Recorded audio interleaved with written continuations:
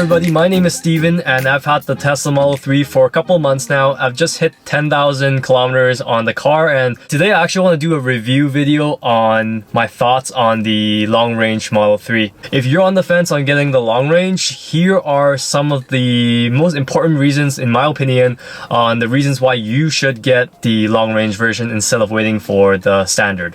Now, just to give you guys a background about my purchase history, when I first put my $1,000 for the reservation back in 2016, I actually only planned on getting the standard model, the one with 220 mile range, because I thought it was going to be good enough. But because I didn't want to wait any longer and timing felt right after 2 years, I decided to go with the long range instead for earlier delivery. Now, almost about 6 months of owning the vehicle, I'm really glad that I went with the long range because I know there would have been a lot of compromises if I had gotten the standard model. Now, also bear in mind that these are just my experiences and opinions. This would slightly differ depending on where you live, your driving habits, and other factors.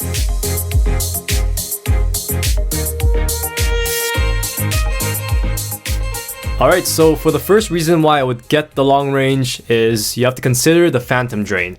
So on paper, the 220 mile range on a standard Model 3 would seem like it's plenty, but there are so many other factors that could affect battery life in your car, without you really realizing it. Keep in mind that the fact is, even when your car is parked and sleeping, it is still going to be using energy, and this is most commonly referred to as phantom drain.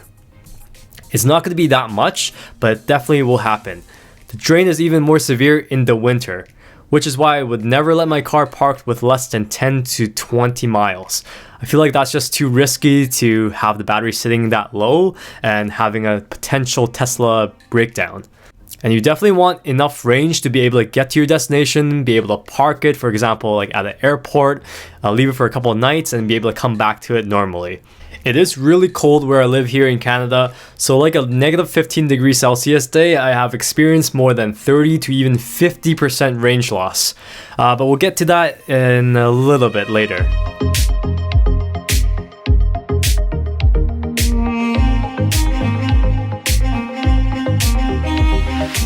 Now, some of you guys might be thinking, can't I just find like a public charging station like at IKEA or something when I'm low on range? Now, it might seem like having a charging station around your city is going to justify you getting a car with less range, but the fact is, after a few weeks of novelty charging at a public charging station, you're not really going to be wanting to do that long term. It's especially true for supercharging stations since those are really overpriced since they're more meant for road trips.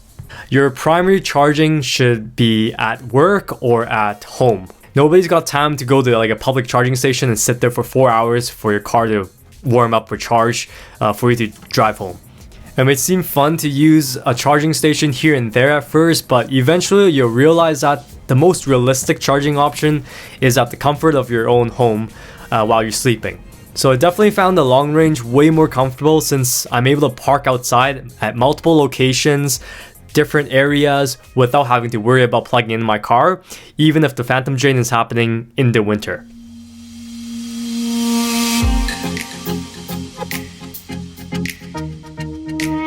Okay, so the third reason is winter range loss is very real. So a lot of the reviews that I've watched was from Model 3 owners in the summer or in different cities that don't really have harsh winter. And that's understandable just because most Model 3 deliveries were in the summers. So all the reviews popping up were catered for summer driving. Unlike a gas vehicle, the primary energy loss in the winter is going to be from heating the car, which means that in the wintertime, this will impact your range the most if you're stopping and starting your cars multiple times. I've seen range loss of more than 50% because of this reason. Range loss doesn't impact you as much if you're on a road trip because the heating is more consistent.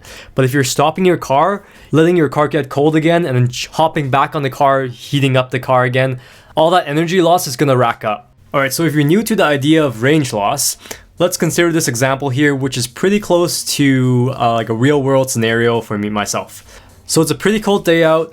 I go to work in the morning at 8 a.m., which is about 20 kilometers to the destination.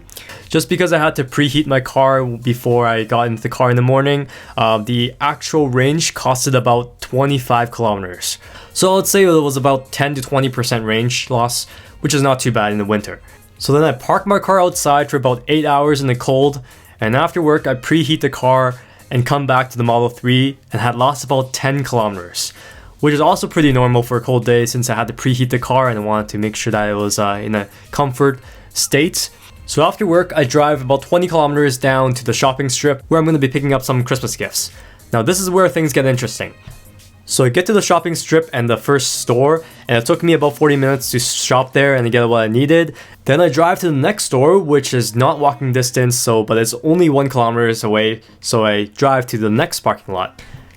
But the battery life it was showing actually cost me about 5 kilometers because of the fact that I had to heat up my car to move to that next parking lot. So I get to the second store, I shop there for another hour, and then this caused my car to get cold again.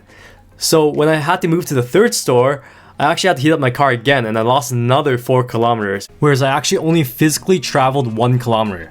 So you do the math here and you know kind of why range loss can get really bad in the winter if you're just driving in short distances. So that was a pretty busy day. I had to drop my friend off as well and then go home using the highway, so that took a lot of kilometers as well.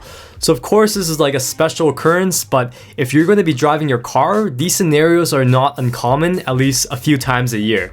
Oh, and also consider that it is recommended that you charge your car only to 80% to 90% capacity for daily driving, so you're not always going to be starting your day off with 100% and full range. So that's another thing to consider as well, which is why the long range is going to be a lot more comfortable for even daily driving, not just road tripping.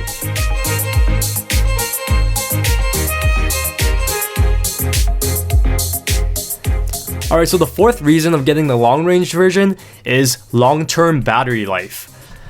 So batteries don't last forever, and eventually they will degrade at a high cycle. But it will last a lot longer if your battery is also bigger. That's because the lithium-ion battery won't have to cycle as often. If you've used an iPhone or an iPad, you'll notice that your iPhone battery degrades a lot faster than the iPad battery, just because of the fact that the iPad battery is so much larger and the fact that you're least likely to drain that iPad battery down to 0 every single day, while you might do that on an iPhone. This is also the reason why the Model 3 with long range battery have a 192,000 kilometer warranty opposed to the 160,000 kilometer on the standard or on the mid-range battery. And with that larger battery, you're going to unlock a faster car. So it's not much faster, but it will make a difference.